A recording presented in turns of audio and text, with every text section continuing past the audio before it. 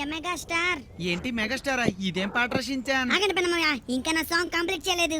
ఆకాశంలో ఉంటాడు ఓ చందమామ, మా GTFI లో ఉంటాడు మా పెన్నమ్మామ.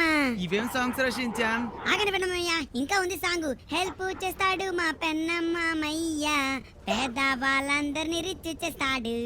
GT5 లో one and only super star, అది ఎవరో కాదు మా సూపర్ స్టార్ పెన్ స్టార్ మామయ్య.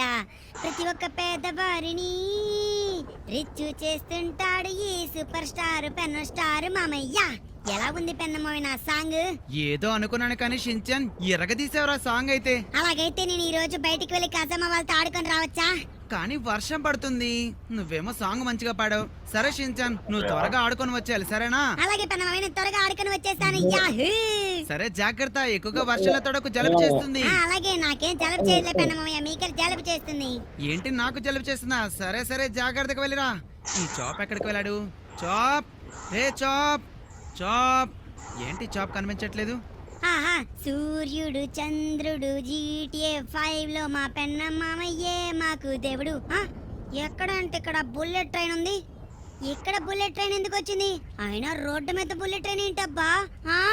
అక్కడ మోటు పాతులు ఇంకా హల్కు నోబితా సిజుకా సీజన్ 2 ఏంటి, ఏం చేస్తున్నారు మీరందరూ? లగేజ్ ప్యాక్ చేసుకుని ఎక్కడికైనా టూర్కి వెళ్తున్నారా? అవునరా బుడంకాశించాన్, టూర్కి వెళ్తున్నాం. ఏంటి, మీరందరూ టూర్కి వెళ్తున్నారా? మరి నన్ను మా పెన్నమ్మని పిలవలేదు టూర్కి? మిమ్మల్ని ఇప్పుడే కాదు ఎప్పటికే పిలవం. ఎందుకంటే మేమే సొంతంగా బిల్డ్ చేసుకున్న బుల్లెట్ ట్రైన్ లో మీలాంటి పేదవాళ్ళు మేము తీసుకువెళ్ళాం. ఏంటి, మాలాంటి పేదవాళ్ళు తీసుకెళ్ళరా? మా పెన్నమ్మాయి బోల్డ్ అంత రిచ్చు.